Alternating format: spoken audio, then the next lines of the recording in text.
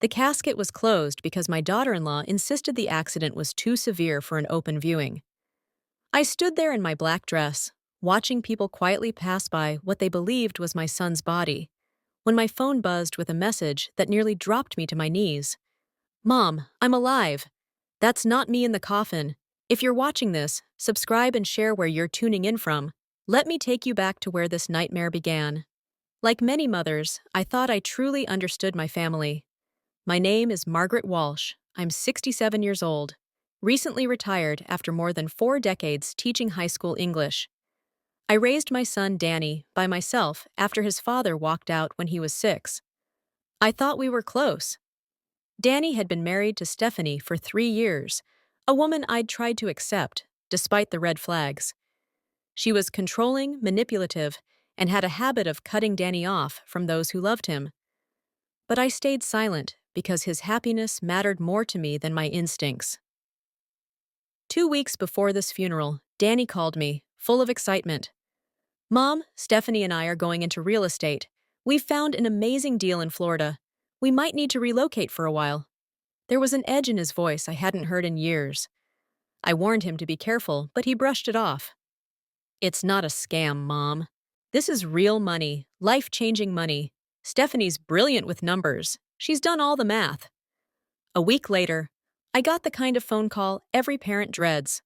Stephanie, sobbing hysterically, said Danny had died in a fiery car accident, his body so badly burned he couldn't be identified. She insisted on planning the funeral herself, telling me she wanted to spare me the trauma of seeing him. Her performance felt rehearsed, but grief makes you doubt your gut. I'd buried my husband 20 years ago. I knew how shock could twist people's behavior. Against every instinct I had, I agreed to the closed casket, and now here I was, staring at a text from my son at his own funeral. I slipped out of the funeral home, my hands trembling as I typed, "Where are you? What's going on?" His reply was immediate. "Can't explain. They're watching. Meet me at the old Miller farm tomorrow at 3. Come alone. Don't trust Stephanie."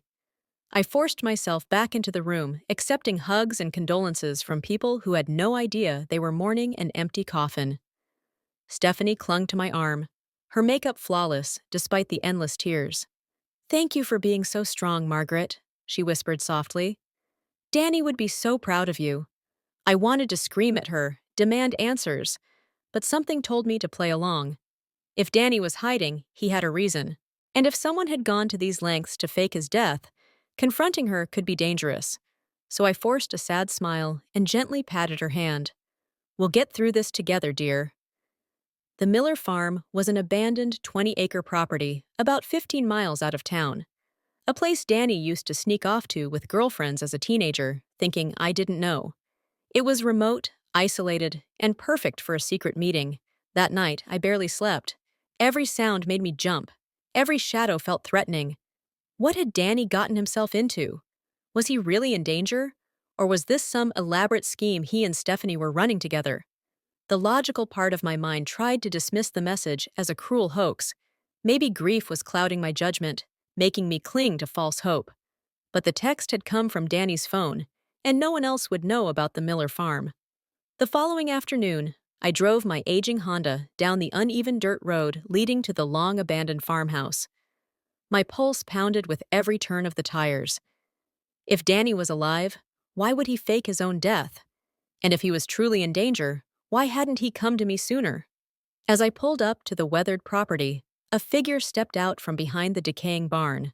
Even from a distance, I recognized him instantly. The familiar gait, the way his shoulders hunched slightly forward. My breath caught. It was my son, alive, scanning his surroundings nervously, as though expecting an ambush. The moment I parked, he sprinted toward me. The second I stepped out, he wrapped me in a fierce embrace that told me more than any words could. My boy was warm, alive, and breathing. "Mom, I'm so sorry," he murmured against my hair. "I never wanted you to go through that funeral, but I had to make sure you were safe first." "Safe from what?" I asked, searching his haunted eyes for answers. "From the people Stephanie's working with." "Mom, I think they actually want me dead." We moved to his old pickup truck, parked discreetly behind the barn, and sat in silence for a moment before he began to unravel the nightmare. Stephanie hadn't just married him for love. She'd married him for something far more valuable than his teacher's pension. "Remember when Grandpa Joe passed and left you that land in Colorado?" Danny asked. I nodded. My father had owned 40 acres of remote mountain property everyone thought was worthless. "Stephanie secretly had it surveyed," he said grimly. "There's natural gas under it, Mom. Millions, maybe tens of millions." My stomach nodded. "But the deed is in my name," I said, confused. "Was in your name," Danny corrected. "Those papers you signed last month? The ones Stephanie said were for my life insurance updates?" A chill swept through me as I remembered signing a stack of documents Stephanie had assured me were for family security. I hadn't read them carefully. I'd trusted her. "She forged part of the paperwork," Danny explained, his jaw tight. "She made it look like you transferred the property to me for estate planning. Then she had me sign documents naming her as my sole heir. The truth hit me like a punch. So if you're dead, she inherits everything," I whispered. "Exactly. And it gets worse. These aren't just scammers, they're criminals. They've pulled this con on other families, especially targeting older people who don't know what their land is worth." Rage surged through me, the same primal instinct that had flared up throughout his childhood whenever someone hurt him. No one would harm my son and get away with it. "How did you find out?" I asked. I overheard her talking on the phone. She was discussing how they'd handle my accident. "Mom, she was planning my funeral before I was even dead." His hands trembled. I realized I had hours at most before they made their move, so I vanished. But I needed them to believe they succeeded. If they suspected I was alive, they might use you to force me out of hiding. I studied his face, seeing not just my son, but a man hardened by fear and betrayal. "Whose body is in that casket, Danny?" "Nobody's," he said. "It's just weighted with sandbags." I figured if I could stall them long enough, I might collect evidence to take them down. "But I need your help, Mom. These people are dangerous. I can't fight them alone." For 40 years, I'd protected this boy from scraped knees, broken hearts, and teenage mistakes. Now, he needed me to help him survive something far more dangerous. The teacher in me wanted to march him straight to the police, but the mother in me recognized the fear in his eyes was genuine. "What do you need me to do?" I asked softly. Relief washed over Danny's face. "First, we need to get you somewhere safe," he said, his voice low but urgent. "Then we need to figure out how to expose Stephanie before she realizes I'm still alive." Almost on cue, my phone buzzed. A message from Stephanie lit up the screen. "Margaret, can you come over tonight? There are some of Danny's business papers I need to go over with you." The trap was already tightening, but now we were expecting it. I texted back that I'd come by, playing the part of the grieving mother-in-law while my very much alive son remained hidden at the old farmhouse. Our plan was simple: gather proof of her scheme while she still believed I was an easy mark. Stephanie and Danny's home was a modest 2-story house I'd helped them purchase with a generous down payment 2 years ago, another gift from a mother who thought she was investing in her son's happiness, not funding a con. "Thank you for coming," Stephanie said as she opened the door. Her red-rimmed eyes and trembling voice were Oscar-worthy. She ushered me into the kitchen, where she had laid out a neat stack of documents on the table. "I know this is hard, but we need to start sorting out Danny's estate," she murmured. "There are some assets that need to be transferred, and I want to make sure you understand everything." I perched my reading glasses on my nose and looked over the papers. Some I recognized from the batch she'd brought me weeks ago. Others were new, including a power of attorney form that would give her complete control of the Colorado property. "I don't understand," I said, feigning confusion. "Why would Danny's estate have anything to do with my land?" Her face flickered with irritation before she quickly put the grieving widow mask back on. "Danny was just trying to simplify things for you as you get older," she said sweetly. The condescending tone made my stomach tighten, but I forced a warm smile. "That's so thoughtful of him. But I'm not that old, dear. I can still handle my own affairs." "Of course you can," she said quickly, voice laced with fake reassurance. "Danny just worried about you living alone, especially after that fall you had last winter. I'd slipped on the ice and bruised my hip, not exactly proof I was incompetent, but I could see now how they'd been laying the groundwork, crafting a narrative of me as a frail old woman. Well, if Danny thought it was best, I trailed off, reaching for a pen, then stopped mid-motion. But why does this document say the property is worth $12 million? My father's land isn't worth anything. Stephanie's pupils widened for a split second before she plastered on a calm smile. That's just a placeholder value for insurance purposes. Legal documents always need an estimated number, she said smoothly. I nodded as if satisfied, then deliberately tipped over my water glass, drenching the paperwork. "Oh no, I'm so clumsy!" I exclaimed. While Stephanie dashed off for towels, I quickly pulled out my phone and snapped photos of the soggy papers. By the time she returned, I was dabbing at the mess with trembling hands. "I'm so sorry, dear. Maybe we should do this another day?" No, it's fine," she said, her voice tight as she tried to mask her irritation. "I have copies. Let's just focus on the property transfer tonight and handle the rest later." She produced another crisp copy of the power of attorney, sliding it toward me. I pretended to study it intently, though my attention was fixed on her expression. When she thought I wasn't looking, her gaze turned sharp and predatory, like a cat watching a cornered mouse. "Will this help with taxes?" I asked innocently. "Absolutely. It'll save you thousands," she said eagerly. "All you have to do is sign right here." I picked up the pen, letting my hand hover over the signature line, then set it down slowly. I think I should have my lawyer review this first. Danny always told me never to sign legal papers without professional advice.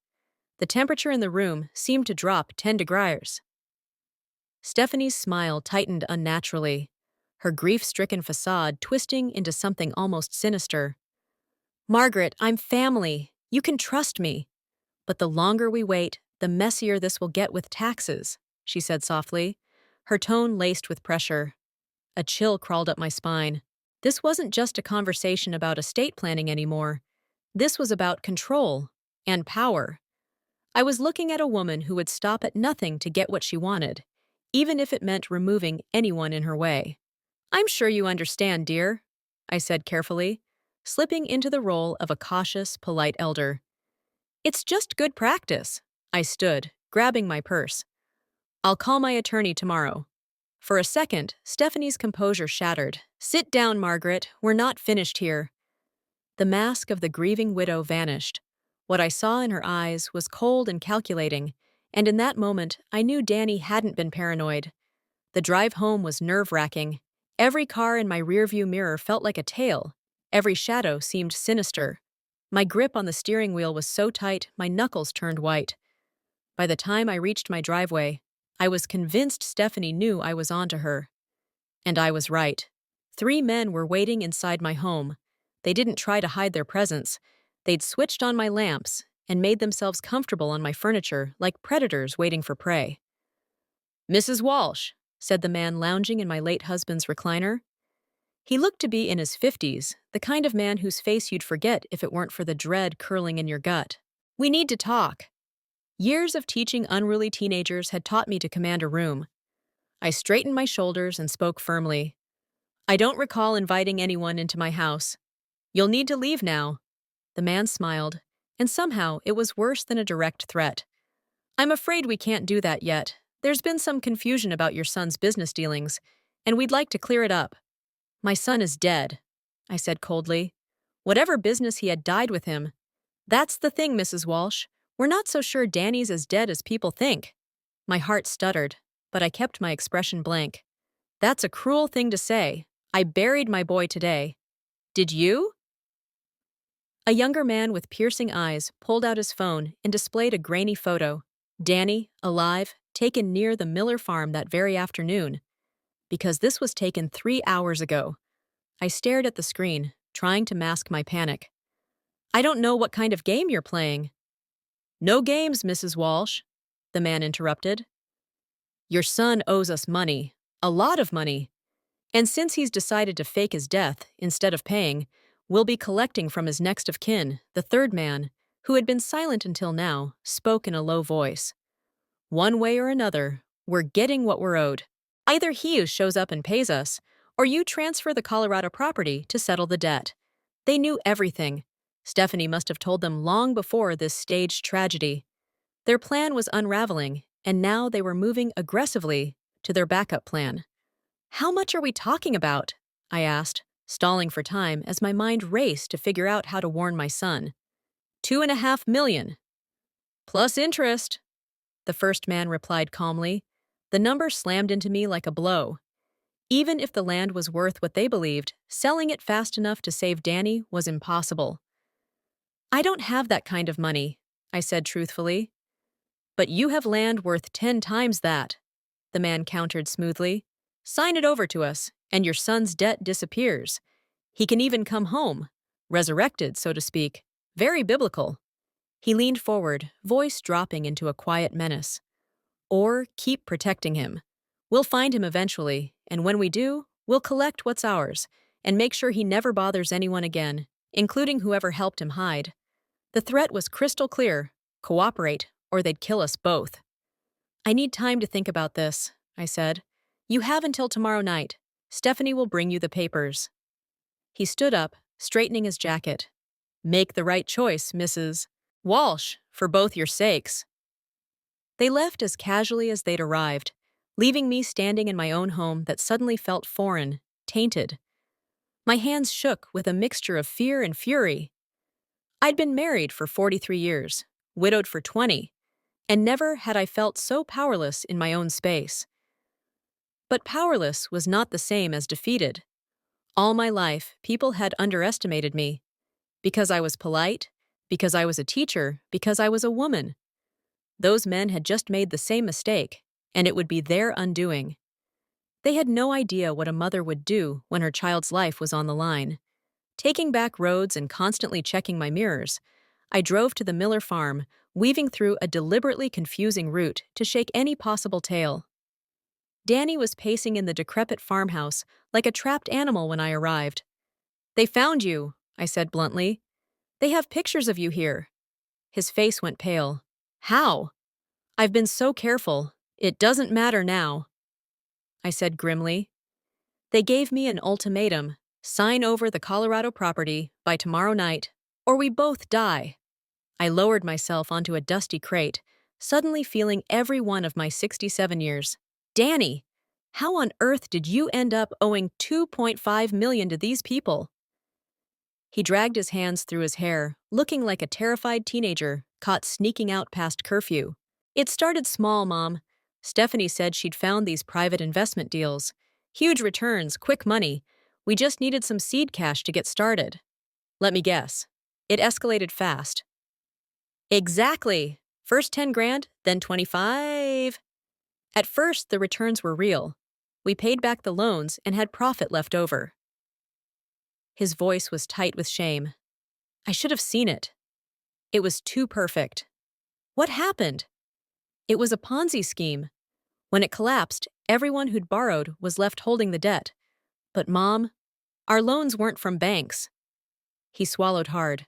They were from people who break bones when you can't pay. I thought about the 3 men who'd invaded my home earlier, their calm demeanor carrying the unspoken promise of violence. And Stephanie knew this when she pushed the idea. Danny's eyes were filled with uncertainty and pain. That's what I don't know. Either she's unbelievably stupid, or this was all part of her plan from the beginning. He looked at me desperately. What are we going to do?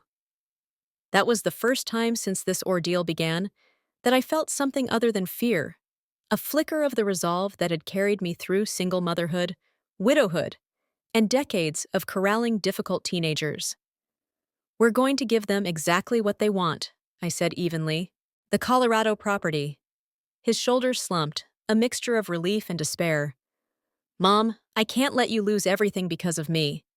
I allowed myself a small smile. Who said anything about losing? Sweetheart, you're assuming that land is the only bargaining chip we've got. He blinked at me in confusion. What do you mean? I've been a high school English teacher for 42 years. I've dealt with liars, bullies, and manipulators who thought they were the smartest in the room. They think I'm just a scared old woman desperate to save her son. They have no idea they've picked a fight with someone who spent 4 decades outsmarting teenagers.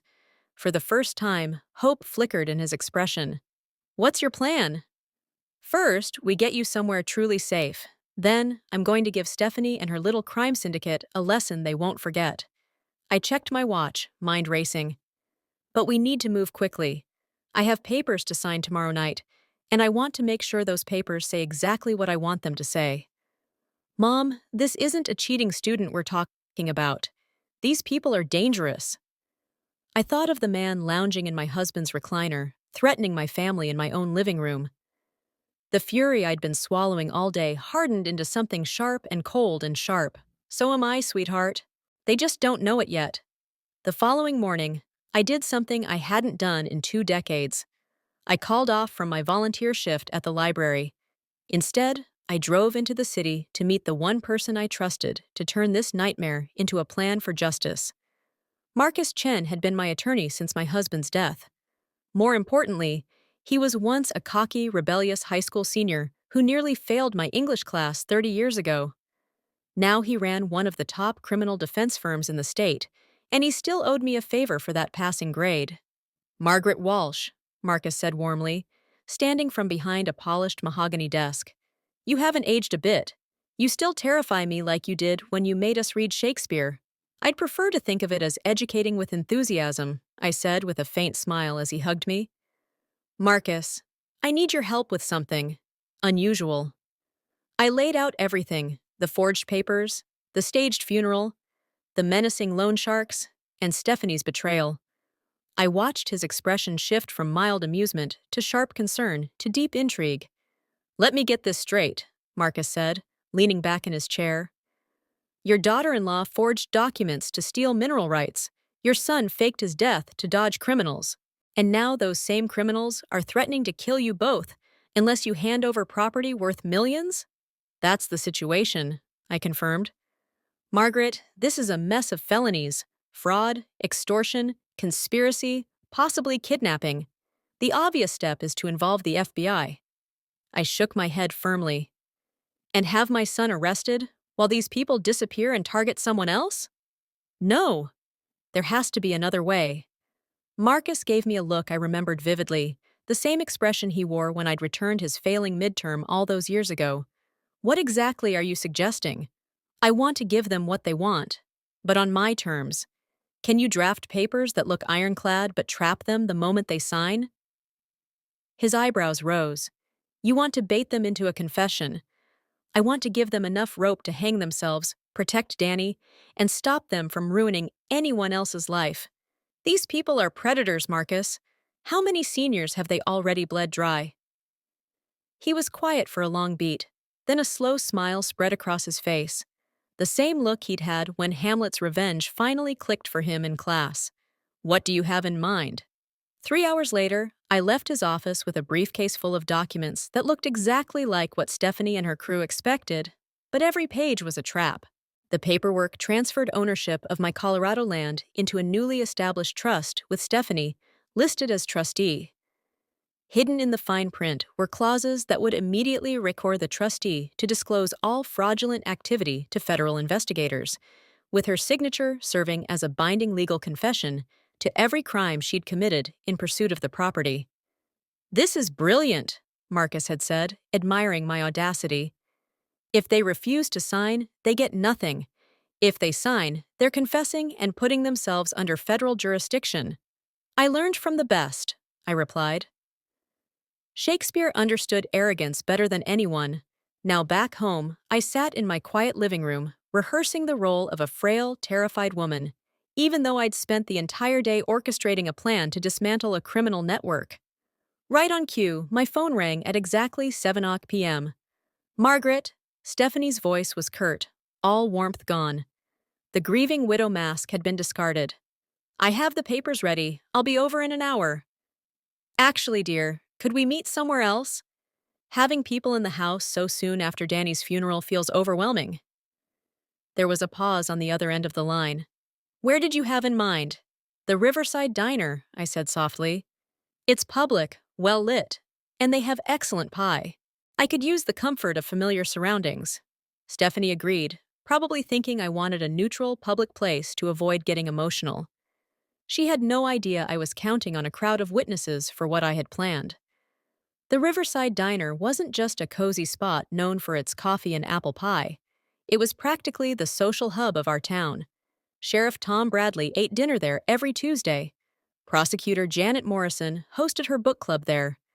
Half the town council came by for gossip and dessert. In other words, it was the perfect stage for what I was about to orchestrate. I arrived early and claimed my usual booth in the back corner, strategically chosen so I could see every table. Sure enough, Sheriff Bradley was at his usual spot, eating meatloaf while reading paperwork. Perfect. Stephanie walked in right on time, trailed by the man who'd sat in my late husband's recliner the night before. She introduced him as David, Danny's business partner, but the sharpness in his eyes gave him away. He scanned the diner immediately, noting the sheriff's presence with quiet irritation. "I thought this was going to be private," he muttered as he slid into the booth across from me. "It is private," I replied smoothly. "No one's paying us any attention." Stephanie placed a manila folder in front of me. "These are the documents we talked about. The property transfer, insurance paperwork, and a few other things that need your signature." I flipped through the folder, recognizing the polished forgeries that would have stripped me of everything if I'd signed them yesterday. Sliding them aside, I reached for my briefcase. "Actually, I had my lawyer draft something more thorough," I said, setting Marcus's trap-laden documents on the table. "I want to make sure this is done properly." David's jaw tightened. "Your lawyer, Marcus Chen." "He's thorough," he said flatly. I smiled sweetly. "That's why I trust him. He made sure these papers protect everyone's interests." For the next 20 minutes, I sat calmly as Stephanie and David flipped through page after page of documents designed to look airtight and advantageous to them, while actually being a legal minefield. Marcus's genius was in the details. Layered clauses that read like standard legal jargon, but effectively turned every signature into a confession of fraud, extortion, and conspiracy. "This seems unnecessarily complicated," Stephanie murmured, her eyes narrowing as she skimmed the dense language. "Well, dear," I said lightly, signaling the waitress for more coffee, "when you're dealing with property worth millions, you can't be too careful." I leaned back in my seat, voice steady. Marcus insisted on including clauses to protect against prior irregularities with the property's ownership history. David's head snapped up. "What kind of irregularities?" "Oh, the usual things. Ensuring there are no liens, fraudulent transfers, or criminal activity tied to previous owners." I kept my voice warm and casual, as though this was nothing unusual. In reality, Marcus had hidden confession requirements so cleverly within those clauses that signing the documents would legally bind them to admitting every detail of their scheme and alert federal authorities in the process. David's hand closed the folder slightly. "I think we should have our lawyer review this first." "Of course," I replied smoothly. "But I should mention, Marcus said the tax implications shift significantly after midnight tonight. Something about quarterly reporting deadlines and federal oversight of high-value mineral rights transfers. It was total nonsense, but it sounded convincingly bureaucratic." Stephanie and David exchanged glances.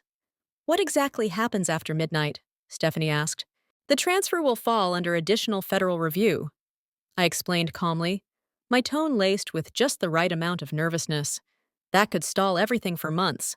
Marcus said it's best to finalize this under the current regulations." I shrugged, playing the part of a confused, grieving woman. "I don't pretend to understand all the legal jargon."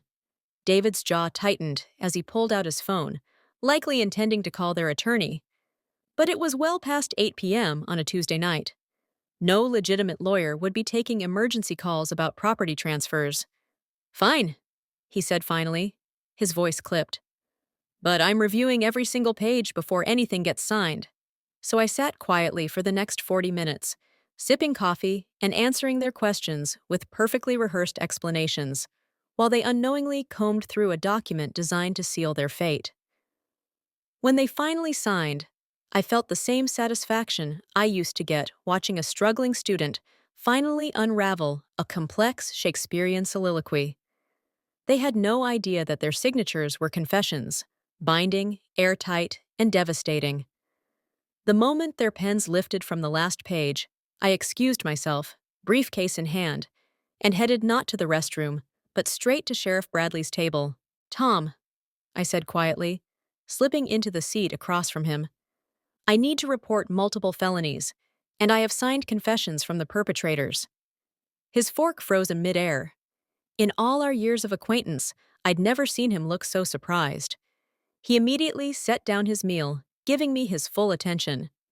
In hushed tones, I outlined everything: Stephanie's fraudulent scheme, the staged funeral, Danny's disappearance, and the threats from her criminal associates. Sheriff Bradley's face darkened with each passing detail. "Margaret, they explicitly threatened to kill you and your son," he said, his voice low and grave. I flipped open my briefcase and slid the stack of documents toward him. Marcus drafted these so that signing them meant admitting to every crime that Bayev committed and agreeing to federal cooperation. Tom scanned the papers quickly, his years of experience evident in how fast he grasped their significance. "This is brilliant," he muttered, "and completely legal." "Completely," I confirmed. Marcus was meticulous. I glanced over at our booth. Stephanie was checking her watch while David whispered something to her, both of them clearly eager to leave. "Tom," I said, lowering my voice further, "there's something else. My son isn't dead." He turned sharply. "Come again?" "Danny faked his death to protect himself. He's been hiding, but they already tracked him down." I showed him the photos I'd taken of the forged paperwork spread out on Stephanie's kitchen table. "I have evidence of the fraud, the extortion, the conspiracy. And now, I have their signatures tying them directly to all of it." For a moment, Tom just stared at me. Then, a slow smile spread across his face, full of genuine admiration. "Margaret, I've been in law enforcement for 30 years, and I don't think I've ever seen an investigation handled this well by a civilian." He rose from his seat, adjusting his uniform. "Let me go have a word with your guests." "Wait." I reached out and stopped him. "There's one more piece to this puzzle. Stephanie and David aren't working alone. If you arrest them right now, the rest of their crew will scatter. What are you suggesting?" "Give me 5 minutes," I said, a smile tugging at my lips. "Let me get them to confirm the location where they'll be delivering these documents. Then you can arrest every single one of them at once." Tom studied me for a moment, as though trying to reconcile the mild-mannered teacher he'd known for years with the strategist sitting in front of him. 5 minutes, he agreed. "But Margaret, if this goes sideways—" "It won't," I interrupted. "I've been handling difficult people for 42 years. These criminals are just better dressed than my students ever were." I walked back toward the booth where Stephanie and David were visibly impatient, plastering on a polite smile as I slid into my seat. "Sorry for the wait," I said smoothly. "So, where do we go from here?" David relaxed slightly. "We need to get these documents to our legal team tonight for final processing. There's a warehouse on Industrial Boulevard where we're meeting them. Tonight. The sooner we complete the transfer, the sooner we can all move forward." Stephanie said smoothly. "It's been such a difficult time." I nodded sympathetically while mentally committing every word to memory. Industrial Boulevard was a perfect choice. Not for them, but for law enforcement. Its isolation made it ideal for a coordinated takedown without risking civilian lives. "I suppose you'll need me there to verify my identity for the transfer," I offered. "Actually, no," David interrupted quickly. "Your signature on these documents is all we need. You can go home and get some rest." Of course they didn't want me there. In their eyes, I was just a helpless old woman who'd signed away millions. They expected me to quietly disappear while they celebrated their success. "Well then," I said, rising from the booth and gathering my bag, "I suppose this is goodbye." Stephanie actually hugged me, and whispered, "Thank you, Margaret. Danny would be so proud of how strong you've been." I managed a polite smile, but inside I burned with fury. Leaving the diner, I spotted Sheriff Bradley finishing his meal and casually standing to follow me out. In 30 minutes, Stephanie and her associates would learn that their easy mark had been playing them from the very beginning. But first, I made a call. Sitting in my car, I dialed Danny, watching through the window as Sheriff Bradley began phoning his team. Mom! Danny's voice was tight with worry. How did it go? Better than expected, I said, steadying my voice. They signed everything, and the sheriff is organizing the takedown. Sweetheart, stay exactly where you are until this is over. Does Stephanie suspect anything? I thought about her polished act, the fake tears, the manipulation, and the way she'd underestimated both of us. She thinks I'm a terrified old lady who just gave her a fortune to save her son. She has no idea she's already lost. Mom, what if they figure it out before the police get there? Then we'll handle it, I said firmly. Danny, none of this is your fault. She targeted you because you're good-hearted and trusting. I should have seen it coming, he muttered. Sweetheart, I lived with your father for 23 years thinking I knew him completely. The ones closest to us are often the hardest to truly see. I pulled onto the road, heading toward Industrial Boulevard. The important thing was that we were finally putting an end to this nightmare. 20 minutes later, I parked on a quiet hill overlooking the warehouse district. From here, I could see everything without being spotted. Sheriff Bradley's preparations were flawless. Unmarked vehicles positioned strategically, agents in tactical gear stationed at every exit. A text from Marcus popped up on my screen. FBI confirms the documents triggered federal jurisdiction. No matter what happens tonight, they're going away for a very long time. At 10:47 p.m., I watched through binoculars as 3 cars converged on the warehouse Stephanie and David had mentioned. The first car contained Stephanie and David. The second held 2 men I recognized from my living room the night before. The third car held 2 people I didn't recognize, probably higher-level criminals who'd been running this operation from behind the scenes. They were inside the warehouse for exactly 12 minutes before the building was surrounded by law enforcement officers with floodlights and megaphones. This is the FBI. The building is surrounded. Exit through the front door with your hands visible. What followed was anticlimactic in the best possible way. No Hollywood-style gunfights, no frantic chases. Just 6 criminals shuffling out of a warehouse with their hands raised, finally realizing they'd been completely outmaneuvered by a retired English teacher they'd dismissed as harmless. My phone rang as the last of them was handcuffed and placed into a patrol car. Mrs. Walsh, Sheriff Bradley's voice came through, steady and calm. It's over. We got every one of them, and uncovered evidence tied to at least a dozen other fraud cases spanning 6 states. Your son can come home. A wave of tension I hadn't realized I'd been carrying all day released all at once. What happens now? I asked, gripping the steering wheel. Now you and Danny give your statements. The FBI processes the evidence. And these people face a laundry list of charges. Fraud, extortion, conspiracy, organized crime. Margaret, what you did tonight probably saved dozens of families from becoming victims. His praise warmed me more than I expected. Driving home, I realized I felt entirely different than I had that morning. Relief was there, yes, but beneath it was something new, a sense of power. For 42 years, I'd devoted my life to shaping students, helping them see their own strength. Tonight, I had finally found mine. But there was still one conversation left to have. Danny was waiting on my front porch, standing under the soft glow of the porch light. Seeing him alive and safe nearly brought me to tears. Is it really over? He asked, wrapping me in a hug that was equal parts exhaustion and relief. It's over, I whispered. Stephanie and her partners are in custody. The property is safe. You're safe. Inside, I brewed Dad coffee while Danny sat at the kitchen table, looking older, wearier, a man permanently changed by betrayal. The innocence he'd once carried was gone. Mom, I need to know something, he said as I placed his favorite mug in front of him. When did you figure out Stephanie was targeting me? I'd thought about that question often. Honestly, not until after your so-called death, I admitted. Her grief was too polished, too rehearsed. But when she brought those documents to my house, I knew for sure. She wasn't mourning. She was calculating. Danny stared into his coffee, processing the truth. So the entire marriage was a lie, he said quietly. Her love was fake, but yours was real, I countered gently. That matters. You loved who she pretended to be. She gave you moments of happiness, even if it was all built on a lie. That doesn't make you a fool. It makes you human. Then how am I supposed to trust anyone ever again? It was the question every parent dreads, the moment when your child's trust in the world is shattered. But it was also a chance to help him rebuild stronger than before. You start by trusting yourself, I said softly. You learn to spot red flags, to question things that feel too perfect.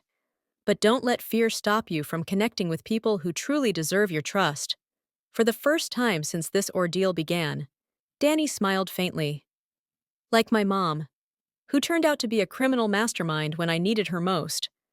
I prefer strategically gifted, I said, echoing my earlier words to Marcus. And don't forget, I learned from watching you. The courage it took to fake your death to keep us safe. You're braver than you realize. What happens now? I glanced around my kitchen, the cozy heart of my home that had nearly been taken from me, but was now safe. Now you move back home, I said softly. We'll figure out what to do with mineral rights worth millions. And I'll go back to volunteering at the library.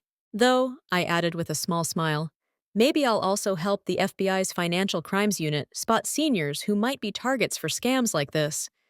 Danny raised an eyebrow. You want to keep fighting criminals? I want to protect people who can't protect themselves, I said. Turns out I'm good at it. 3 weeks later, a letter from the federal prosecutor landed in my mailbox. Stephanie and her co-conspirators had been indicted on 23 felony counts across 6 states, tied to a nationwide property fraud ring that preyed on elderly victims. The FBI had already recovered more than $40 million in stolen assets. My testimony, combined with Marcus's brilliant confession-triggering documents, had become the backbone of a case that would likely see these predators locked away for decades. But true victory wasn't in the justice system or the money. It was in Danny, alive and free, slowly learning to trust again and rebuild his life on real, meaningful connections instead of manipulation. It was in me, a 67-year-old woman, who discovered she was far stronger and more capable than anyone had ever believed. And it was in the realization that being underestimated can become the sharpest weapon you have to protect everything you love. The funeral had been fake, but my son's resurrection was beautifully, powerfully real. Thanks for listening. Don't forget to subscribe, and feel free to share your story in the comments. Your voice matters.